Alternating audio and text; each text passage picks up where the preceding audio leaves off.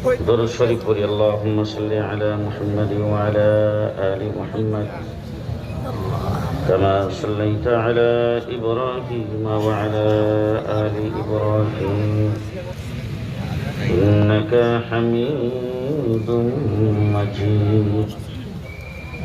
اللهم بارك على محمد وعلى آل محمد كما باركت على إبراهيم وعلى آل إبراهيم إنك حميد مجيد. إن الحمد لله وحده والصلاة والسلام على من لا نبي بعده. أعوذ بالله من الشيطان الرجيم. بسم الله الرحمن الرحيم.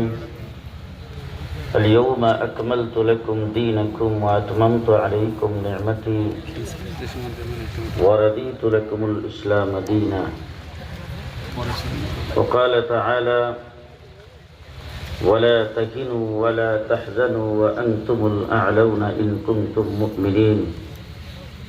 وقال تعالى: يرفع الله الذين آمنوا منكم والذين أوتوا العلم درجات.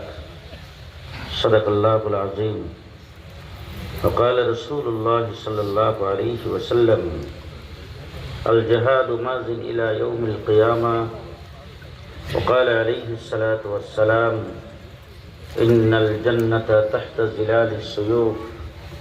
وقال عليه الصلاة والسلام: إن العلماء ورثة الأنبياء، أو كما قال عليه الصلاة والسلام. محترم صدر اجلاس, মুআজ্জাজ মুকাররম হযরত উলামায়ে কেরাম,